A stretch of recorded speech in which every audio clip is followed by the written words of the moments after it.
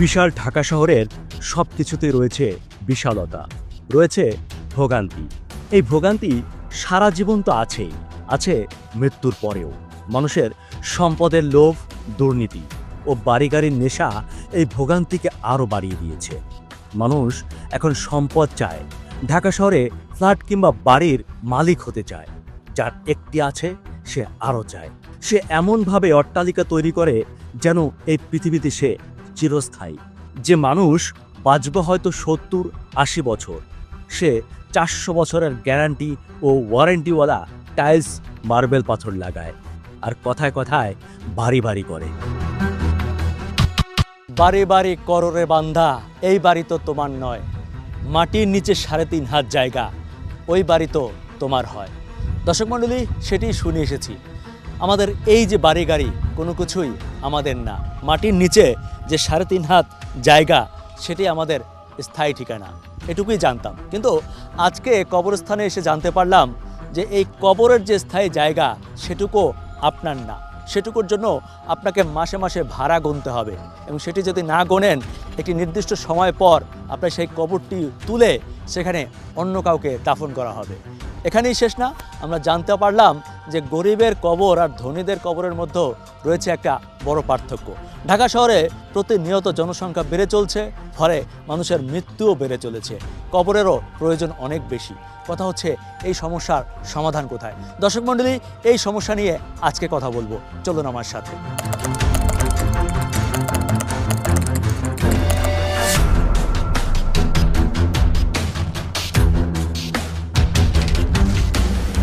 এটি আজিমপুর গোরস্থান, বলা হয়ে থাকে ঢাকার সবচেয়ে পুরাতন কবরস্থান এটি। প্রায় 400 বছর আগে প্রতিষ্ঠিত হয় এই কবরস্থান, এবং সেই আমলের কিছু কবরও এখনও আছে। তবে 1911 সালে এটি সরকারি তালিকাভুক্ত হয়, যা পরবর্তীতে সিটি কর্পোরেশনের আওতাভুক্ত ও সিটি কর্পোরেশন দ্বারা পরিচালিত হয়। 74 বিঘার বিশাল এই কবরস্থান ঢাকা শহরের তুলনায় এখন খুবই ক্ষুদ্র। এখানে কি পরিমাণ কবর আছে তার সঠিক কোনো হিসেব নেই, কারণ প্রতিদিনই কবর বাড়ে আবার কমে। আজিমপুর কবরস্থানে প্রতিদিন 25 থেকে 30টি লাশ দাফন করা হয়। প্রতি মাসে 750 থেকে 900টি লাশ দাফন করা হয়, আর বছরে 9000 থেকে 10,800টি লাশ দাফন করা হয়। এটি যেহেতু সরকারি কবরস্থান, তাই এখানে যে কেউ সামান্য খরচেই লাশ দাফন করতে পারেন। দাফনের নিয়ম ও খরচের হিসাব লেখা একটি তালিকাও এখানে রয়েছে। আমি একটু জানতে চাচ্ছি যে এখানে একজন মানুষের লাশ দাফন করতে ছোট বড় কি পরিমাণ খরচ হয়? এখানে বড় লাশের ব্যাপারে হইল গিয়া আপনার সরকার নির্ধারিত 1000 টাকা হলো সরকারি ফি, আর বাস চাটাই বাবদ মনে করেন 692 টাকা, এই মোট 1692 টাকা পড়ে। জি। ছোটদের পরে আপনার 1000 টাকা সরকারি ফি, আর আপনার 150 টাকা হলো বাস চাটাই পড়ে। এই যে দাফন যারা করে এদেরকে কি খরচ দিতে হয় না এটার মধ্যেই? না, দাফন যারা করে ওদের কোনো মাসিক বেতন নাই, ওরা ঠিকাদারের লোক নিযুক্ত, ওদের কোনো বেতন নাই। ওদের আপনার ওদের ঠিকাদারের মাধ্যমে ওরা দাপন করে, তারাই যা সুযোগ সুবিধা যা ঠিকাদারের কাছ থেকেই পায়। এই যে 1700 টাকার মতো খরচ, এটা কত দিনের জন্য? এটা হলো গিয়ে আপনার আজকে দাপন করলে 18 মাস এরা মেয়াদ। 18 মাস পরে এটা আবার করে চাইলা ফেলাইবে। জি। এখানে আবার নতুন করে কবর দেওয়া হবে। কেউ যদি চায় যে 18 মাসের পরেও কবরটা রাখবে, সেটা কি সম্ভব? 18 মাসের পরে কেউ রাখতে চাইলে সেটা সে অফিসে যোগাযোগ করলে, যদি সে অফিস অনুমতি দেয় তাহলে রাখতে পারে। সেটার জন্য আলাদা খরচ সেটা অফিসই বলতে পারবে, এটা সম্পূর্ণ আমি জানি না আর কি। জি। এছাড়া আর কোনো চার্জ নাই? না, এছাড়া আর কোনো চার্জ নাই। কি পরিমাণ লাশ আসে এখানে প্রতিদিন? 20 থেকে 25টা লাশ আসে। জি, প্রতিদিন 20-25টার উপরেও হয়, অনেক সময় 30টাও হয়। জি। আপনি যেহেতু দীর্ঘদিন ধরে আসছেন, আচ্ছা এখানে রাতেও তো দাফন হয় নাকি রাতে হয় না শুধু দিন? এখানে সকাল 6টা থেকে রাত্র 11টা পর্যন্ত কার্যক্রম চলে, তারপরে আর কার্যক্রম চলে না এখন, এবং 12টা বাজে মেইন গেট বন্ধ হয়ে যায়। এখানে তো যেহেতু সরকারি সিটি কর্পোরেশনের কবরস্থান, এখানে তো ধনী গরিব বলতে কোনো পার্থক্য নাই, যে কেউ দাফন করতে। হ্যাঁ, যে কেউ দাপন করতে পারবে, কোনো ধনী গরিবের পার্থক্য নাই। জি না, আপনাদের একটা অনুমতি নিতে হয় শুরুতে নাকি? যে অনুমতি নিতে হয় এবং আসে অফিসে কাগজপাতি থাকলে আসে এন্ট্রি করাইয়া তারপরে লাশ দাপন করে। না, এই ব্যক্তির কথার মতো বিষয়টা কিন্তু বাস্তবিক অর্থে অতটা সহজ না। তিনি যা বললেন তা মাত্র 18 মাসের জন্য, এরপর ভেঙে ফেলা হবে কবর।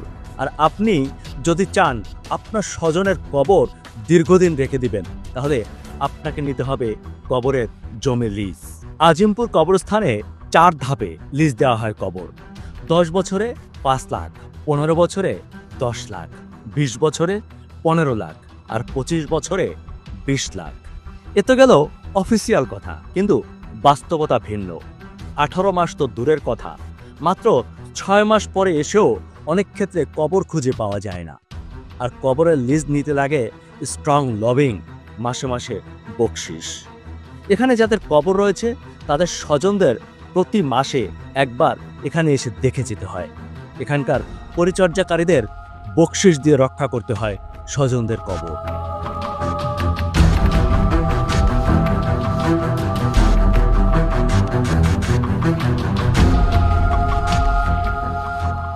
এখানেই শেষ না, এই কবর ঘিরে রয়েছে রাজনীতির সিন্ডিকেট। তারা ইজারা, গোরখোদক নিয়োগ ইত্যাদিতে বেশ ভালো ভূমিকা রাখেন। বিগত আওয়ামী লীগ আমলে এখানে গড়ে ওঠে বেশ কিছু কবর ব্যবসায়ীদের চক্র, যারা কবরের চাটাই ব্যবসা, মাটির ব্যবসা ও কঙ্কাল চুরির ব্যবসার সাথে জড়িত ছিল বলে অভিযোগ আছে। ভালো স্থানে কবরের জায়গা পাইয়ে দিতে একটি চক্র এখানে দীর্ঘদিন ধরে কাজ করছে বলে জানা যায়।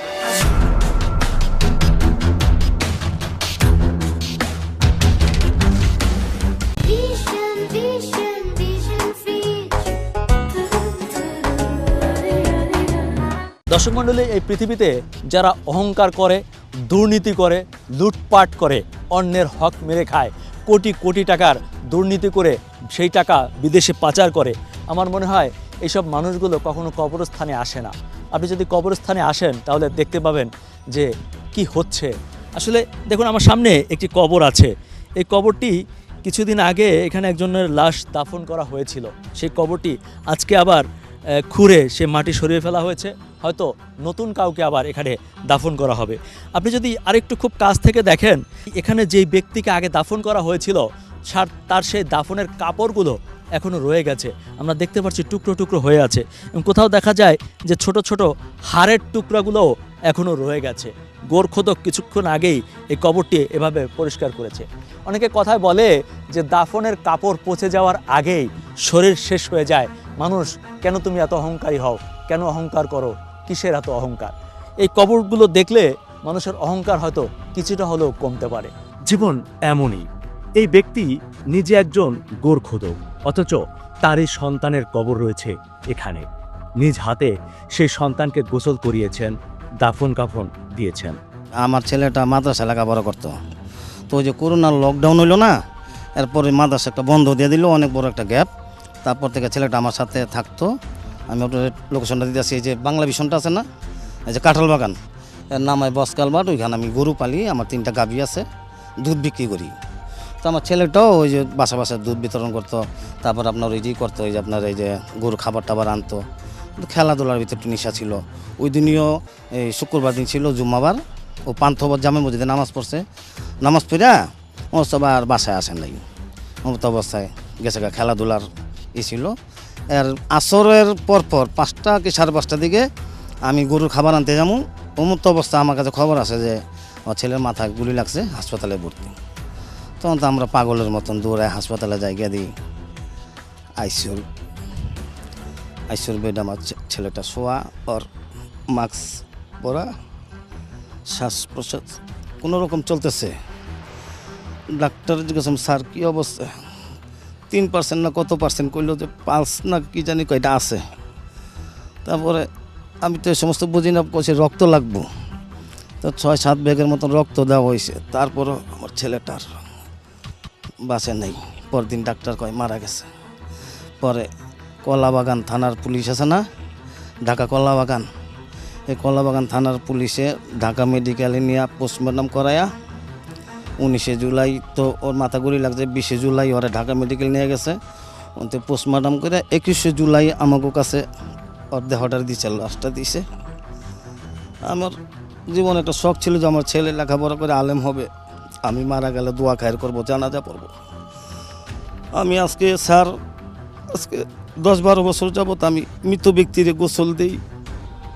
আমি জানতাম না আমার ছেলেরা আমার নিজের হাতে গোসল দিয়ে দিব। আমার এই ছেলের আমি নিজের হাতে গোসল দিয়েছি। আসর পরে গোসল দিয়া জানাজা করাইয়া ওইখান থেকে ঢাকা এই আজিমপুর আইনা আমার ছেলেরা আপন করছি।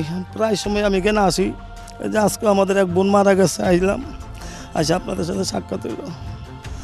আমার কী অপরাধ ছিল? এই নির্দোষ পোলাপাইন, ওর মা সময়কাল পত্রিকার একটা প্রতিবেদন দিছে যে আমার ছেলে যদি অন্যায় করতে একটা থাপ্পড় দিতে নয় কি গুলির কাম করছে, ওর মাথায় গুলি করছে, মাথার মধ্যে গুলি করে ওর নিস্তেজ দেহটা গ্রিন রোডের ভিতরে পড়ে রয়েছে। ওকে মারা গেছে পুলিশের গুলিতে? পুলিশের গুলিতে না ছাত্র দলের না ছাত্রলীগ, আমরা তো সঠিক জানি না, কিন্তু সেখানে পুলিশ ছিল, বিজিবি ছিল, র্যাব ছিল, ওদিন আকাশে হেলিকপ্টার আসিল, ছাত্ররা আসিল, বিভিন্ন মানুষজন তো আসিল। এখন ওর মাথায় তো গুলি লাগছে। এটা পোস্টমর্টম যে রিপোর্টটা, এই রিপোর্টটা ঢাকা মেডিকেল থেকে নাকি আদালতে পাঠাই দিছে। আমি গেছিলাম, কইছে আদালতে পাঠাই দিছি। আসলে যেটা কিসের গুলি এটা আমি জানি না। আমার কাছে ভিডিও আছে, ওর হাতে একটা মুজুর একটা মুক্কা ছিল, নিরস্ত্র, পোলাটা খাম্বার সামনে বসে রয়েছে, দাঁড়ায় রয়েছে। কয়েকবার চেষ্টা করছে, শেষ রক্ষা হয় নাই। ধানমন্ডি 6 নম্বর আর ধানমন্ডি মিরপুর রোড আর ধানমন্ডি যে গ্রিন রোড, আর মাঝামাঝি ছিল পুলিশ ছিল। আমি ভিডিওটার ভিতরে আমি দেখছি পুলিশের বন্দুক লাড়াচাড়া ভিডিওটার ভিতরে, কিন্তু আমরা এখনও কনফার্ম না যে আসলে কে গুলিটা করলো। তোর মাথায় গুলি লাগছে স্যার, আমার ছেলেটা এই জগৎ ছেড়ে চলে গেছে। মনীষীরা বলেছেন এই কবরস্থান এক অদ্ভুত জায়গা। কবর কাউকে ক্ষমা করে না। আপনি যতই ক্ষমতাবান হন, প্রতাপশালী হন, ধন সম্পত্তির মালিক হন, কবরে আপনাকে যেতেই হবে। দর্শক মণ্ডলী, এ তো দেখলাম মধ্যবিত্ত ও নিম্নবিত্তের কবর। এবার চলুন আপনাদেরকে উচ্চবিত্তের মানুষদের কবর দেখাই। অনেকে বলতে পারেন কবর তো কবরই, সেটা আবার উচ্চবিত্ত কিংবা নিম্নবিত্ত কি? হ্যাঁ, সেটাই দেখাচ্ছি। এটি রাজধানীর বনানী কবরস্থান। সাধারণত উচ্চবিত্ত মানুষদের কবর এখানে।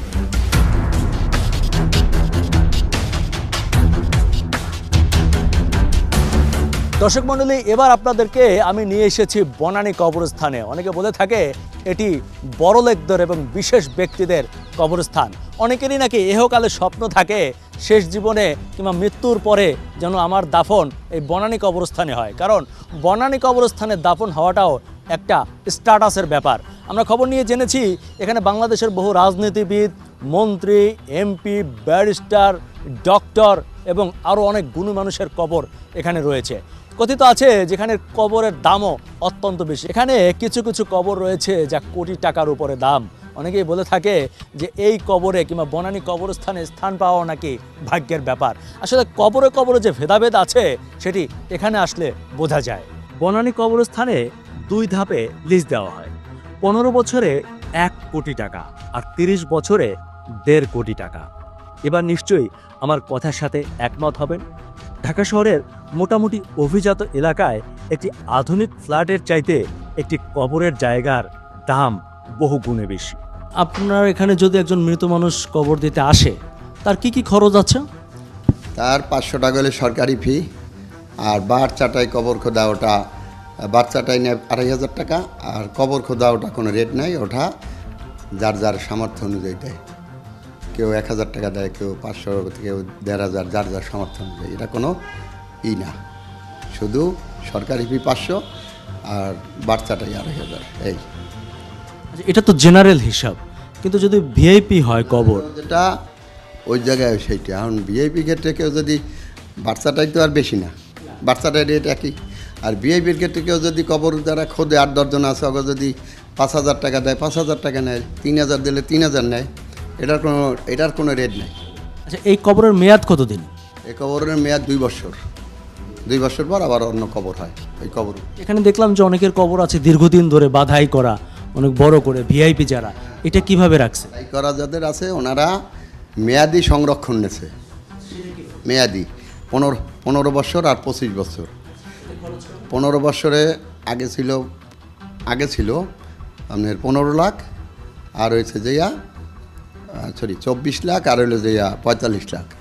এখন সেইটা হয়েছে আমি বুঝি নাই, আগে কত বছরে কত ছিল একটু ক্লিয়ার করে। এর আগে এটা 22-এর পরে হচ্ছে একটা রেট, 2022-এর পরে। আর 22-এর আগে ছিল 15 বছরে 8 লাখ, আর 25 বছরে 15 লাখ। 22-এর পরে হয়েছে সেইটা আপনার 15 বছরে 1 কোটি, আর 25 বছরে 1.5 কোটি। এই টাকা কারা নেয়? City corporation. City corporation, mayor মহোদয়ের তহবিলে জমা হয় এবং ওনারাই জমা দেয় পে অর্ডারের মাধ্যমে। কবর নিতে হলে কবর দেবে সাধারণভাবেই, সাধারণ কবর দেওয়ার পর তারা দরখাস্ত করবে, দরখাস্ত সিটি কর্পোরেশন যাচাই বাছাই করবে, তারপরে অর্ডার হবে, অর্ডারের পর ওনারা পে অর্ডারের মাধ্যমে টাকা জমা দেয়। বাজায় নিজেদের খরচ, কেউ পাথর করে, কেউ টালি করে, কেউ ওই সিরামিক করে, যার যার সাধ্য অনুযায়ী করে। বর্তমানে এখানে কবর সংখ্যা কত আছে? কবরের সংখ্যা না, কবরের জায়গা, একটা জায়গায় কবরে কত লোকের জায়গা, জায়গা 18 থেকে 20,000 লোকের জায়গা আছে। না ওইটা না, ওইটা তো 16-1700, যেটা ওই যে মসজিদের পিছনে, সোসাইটি মসজিদের পিছনে, মানে 16-1700 জেনারেল এলাকা যেটা, ওইটা পরিবর্তন করি 2 বছর পর পর। আর যেগুলো তাদের মানে কেনা স্থায়ী, এটা তো তাদের স্থায়ী কবর, ওই কবরে তাদের মা বাবা ভাই বোন ছেলে মেয়ে স্বামী স্ত্রী 2 বছর পর পর দাফন দেওয়া হয়। এই এত আর ভাঙ্গা হয় না, এটা ওনাদের স্থায়ী। দর্শক, এই কোটি কোটি টাকার কবর আর গরিবের কম টাকার কবরের পার্থক্যটা বাহ্যিক ও এহকালের। এই দুনিয়ায় কোনো সম্পদ যেমন পরকালে কোনো কাজে আসবে না, ঠিক তেমনি দামি কবরও আপনার পরকালের জীবনকে সুন্দর করবে না। কবরের আযাব ধনী গরিব কিংবা দামি কবর কম দামি কবর দেখে হবে না, কবরের নেক আমল নিয়ে যেতে হবে।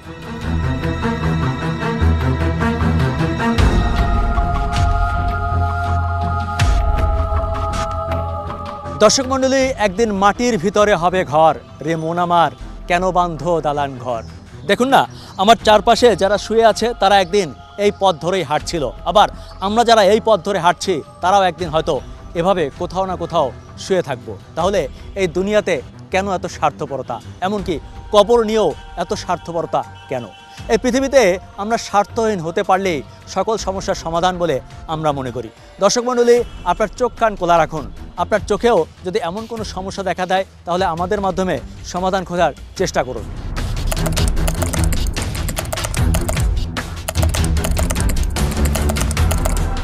আজকের মতো বিদায় নিচ্ছি, দেখা হবে অন্য কোথাও অন্য কোনো বিষয় নিয়ে। সে পর্যন্ত সবাই ভালো থাকুন, সুস্থ থাকুন, নিরাপদে থাকুন। খোদা হাফেজ।